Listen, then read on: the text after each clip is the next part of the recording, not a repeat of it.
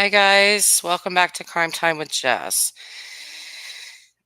I really want to go on a tirade right now about StreamYard because I just did an entire live and I went back to rewatch it and just critique myself as I always do and realized that none of the audio from the video I was playing was actually playing.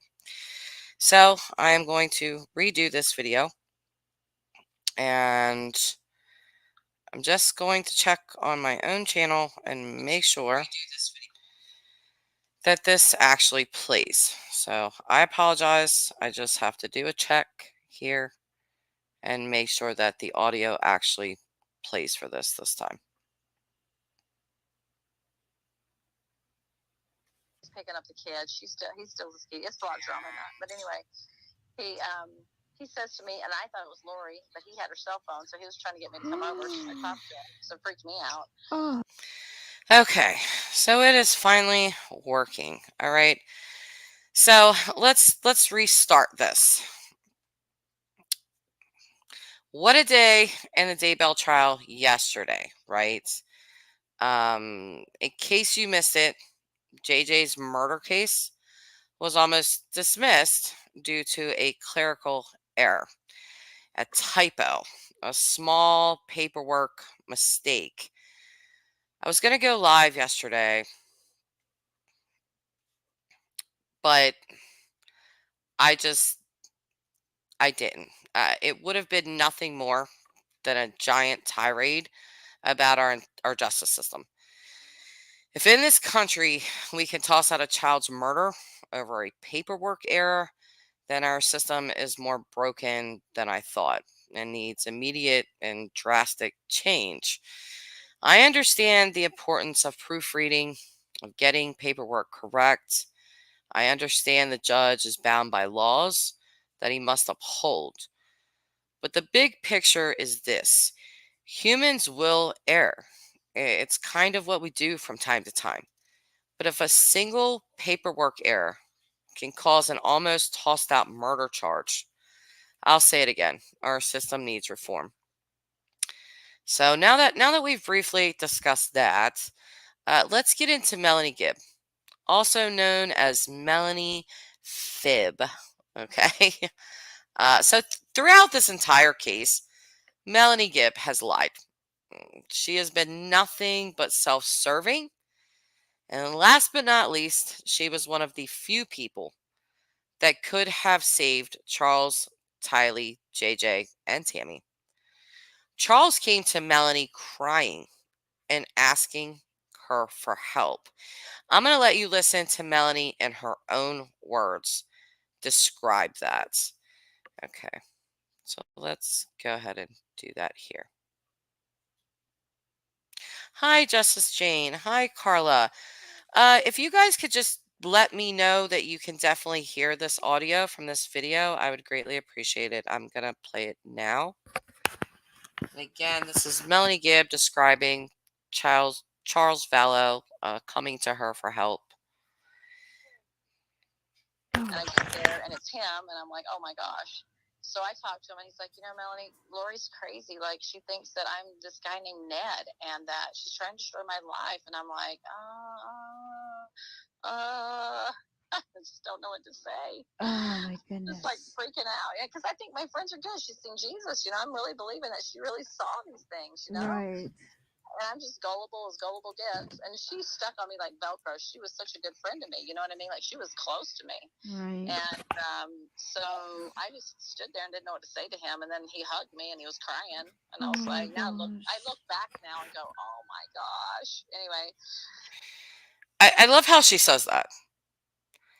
She goes, and then he hugged me and he was crying. And I was like, now I look back now and I go, oh my gosh. But then she goes, but anyways, her, oh my gosh, went from anyways real quick. Okay, so Charles uses Lori's phone to lure Melanie to their house, to plead with her, even hugs her and cries. And she just says, looking back, it's like, oh my gosh. but again, just quickly switches her whole tone to, but anyways. So I don't think she gave a crap about Charles. Okay. She helped Lori orchestrate so much with taking his truck and doing all of that kind of thing. So let's move on to Melanie Gibb's private thoughts on Tylee. And I'll prefix this by saying there is a reason John Pryor always tries to drill it in about how much Melanie disliked Tylee, because she did. And because she did, she didn't really care all that much when Tylee disappeared. And what she describes as Lori giving her that look.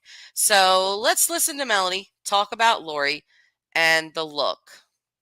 But before I play that, I'm going to play this small little quip by Melanie about how Tylee didn't like anyone. And I can only imagine, Melanie Phibb, why Tylee did not like you guys. I think we all know why Tylee did not like you guys. But she does say that, and I'm just going to play it really quickly. Oh, kind of went past it.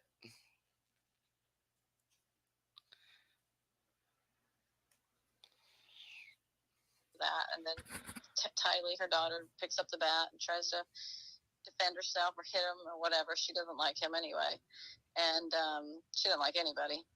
And so, do you hear how she throws that in there? She didn't like him anyway. I mean, she's talking about the murder of Charles Vallow here. She's talking about Tylee. Well, she didn't like him anyway, but she didn't like anybody. You know, it's just the tone of her voice tells you really all that you need to know. But now we're going to listen to Melanie Gibb talk about Lori Vallow giving her that look about Tylee being dead.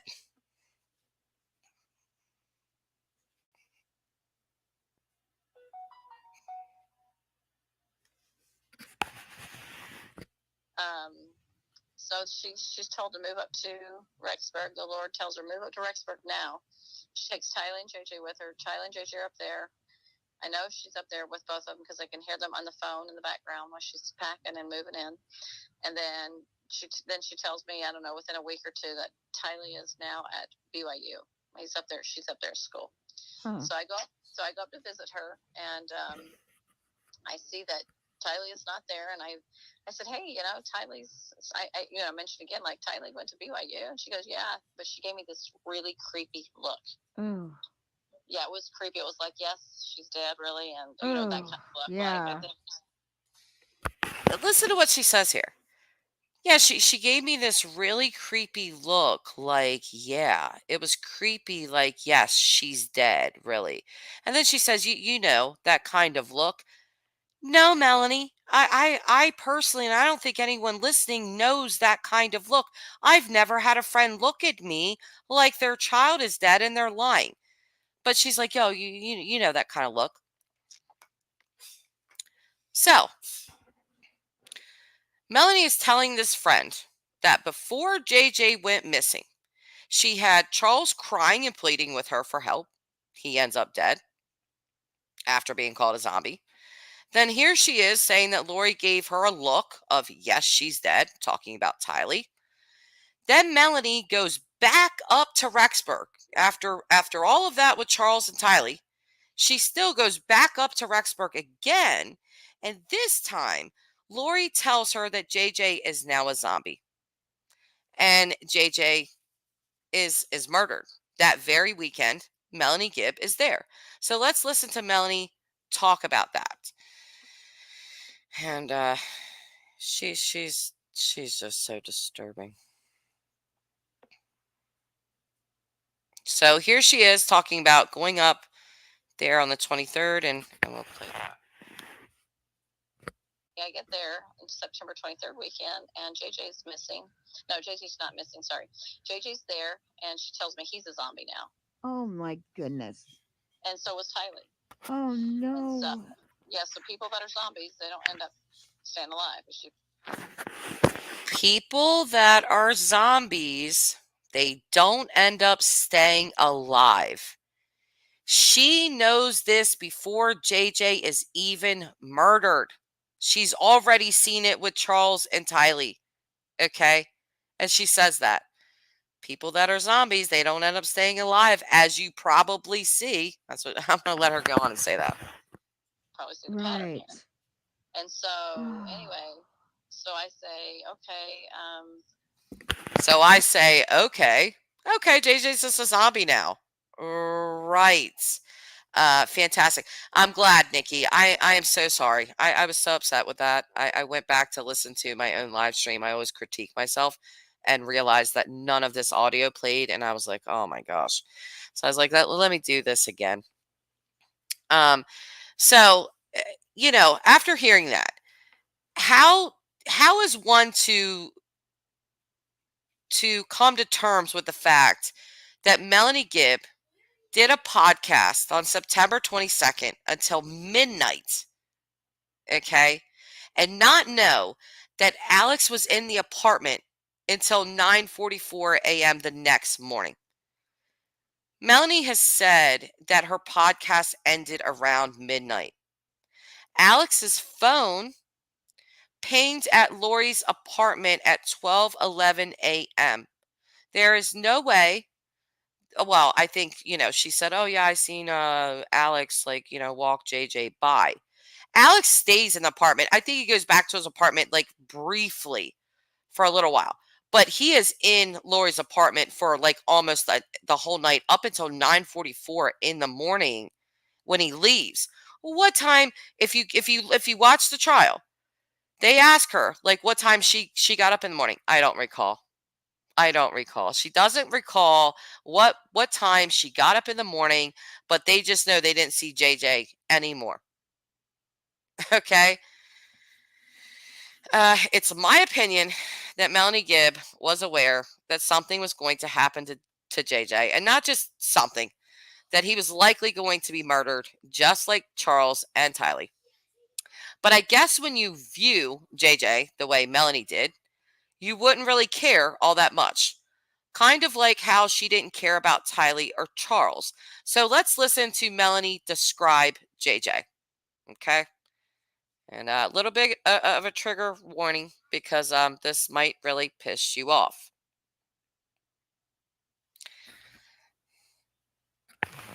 she says, I'm just going to give him back to Kay, the grandmother. And I said, well, that sounds like a good idea. Then you guys can move on with your missions.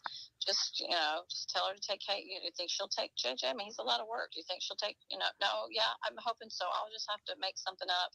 I said, well, tell her you're sick or something and that you just have some illness and that you're not able to watch after him. So, she said, hey, he's a handful. And so, and plus it's not her kid anyway, right? Stop right there. Plus, it's not her kid anyway, right? Excuse me? This woman adopted this child as a baby. That is her kid. Not according to Melanie Gibb, but let's go on to listen to how she describes JJ. And so It's not her kid because she adopted him, right?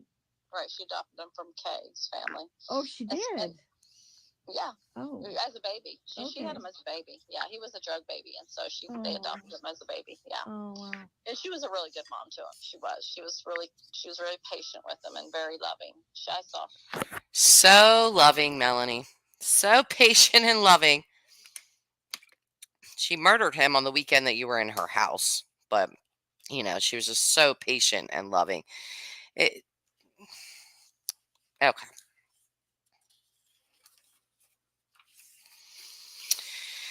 So after saying all of that about Charles, JJ, and Tylee, here's where Melanie Gibb gets really serious and acts like she's going to tell her friend something that's just kind of worse than what she's already said, right?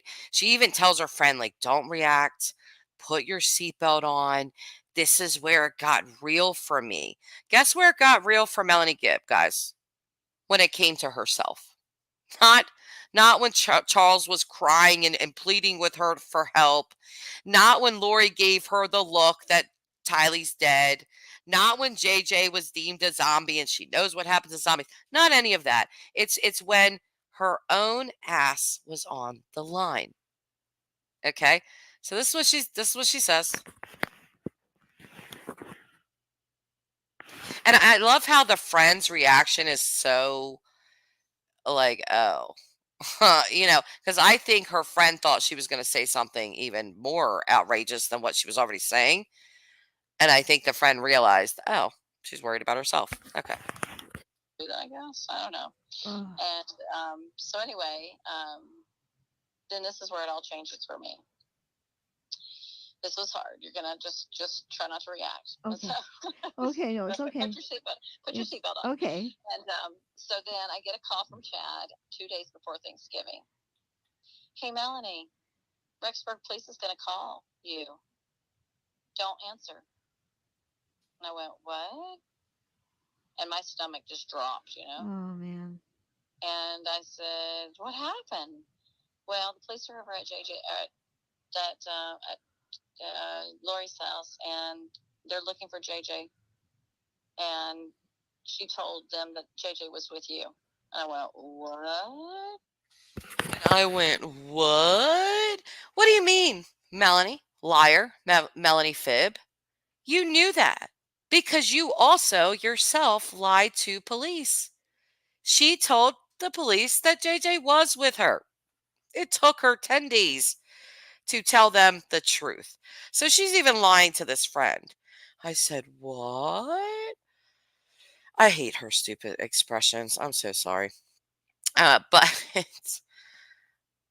let's see where I'm at here.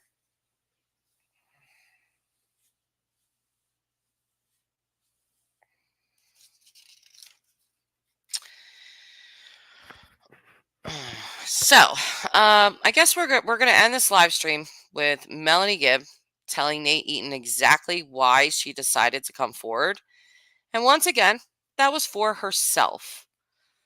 Okay, and she's going to say that she was like fearful of Chad and Lori, like, oh, if your friends killed people, like they might come after me. But before I play that Nate Eaton video, I'm going to play Melanie in her own words and why she was not afraid of Chad and Lori at all. She is specifically asked by this friend, like, aren't you fearful of them? And she says no. And we're going to hear why. Why she says no.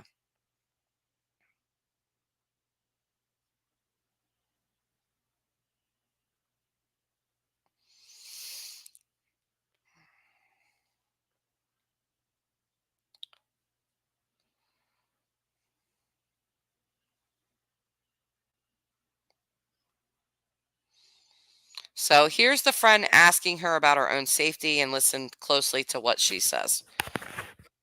Been afraid for your safety since you were so close to. What if they decide you're a zombie? Yeah, well, I'm not distracting from their mission being together. Their whole thing is they want to be together. Oh, okay, good. You hear that? So her friend asked, well, aren't you afraid for your safety since you were so close to them? What if they decide you're a zombie? And she says, yeah, well, I'm not. I'm not distracting from their mission being together. Their whole thing is just that they wanted to be together. So she knew she was in no she wasn't in harm's way. Unlike the 5 obstacles that Lori referred to, which was Tammy, Charles, JJ, Tylee, and Alex. Those were the 5 obstacles. Melanie wasn't included in that because she wasn't standing in the way of their relationship. She says that. And it's unlike the terrestrial relatives that Chad loathed so much. So Melanie knew that she was in no real danger. But we're gonna listen to her tell Nate Eaton that she thought she was in some danger, which she wasn't.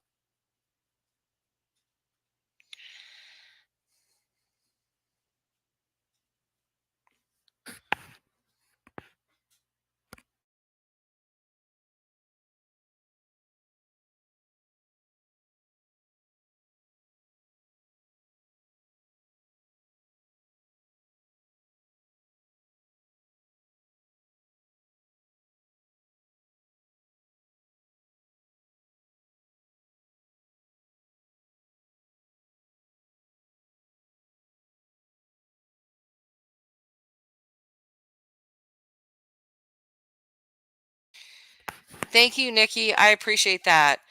And could you guys hit the like button for me? That would help. And I would greatly appreciate it. Yeah, I just muted for a minute, Carla, but I'm about to play it now. And it's in the very beginning. I mean, Nate Eaton asked her, like, it's been 5 months and I've been trying to interview you. Like, why now? And listen to what she says. I've been waiting 5 months to talk to you, and you've been hard to find. I know. Would it be fair to say that you've been in hiding? Yes. Why? When you realize that the people that you know and you're close to and love have been involved in something that has to do with kidnapping and people dying, you start to think, oh my gosh, are they going to come after me? Like, everything closes in, and you start to think about your own safety, and you start to think about what really happened. Really, Melanie? You start to think about your own safety? No, she was scared to go to jail.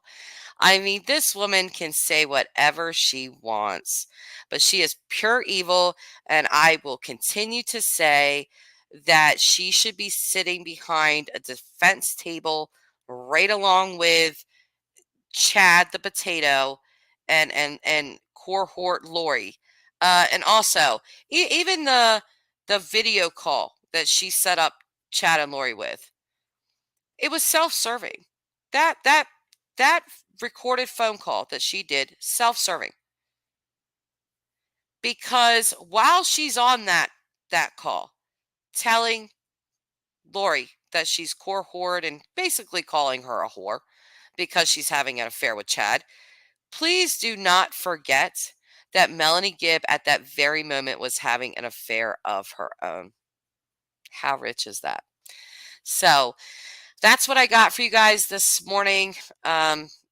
Maybe I will go live if anything happens in trial today. I think we're having trial today. But if not, Monday.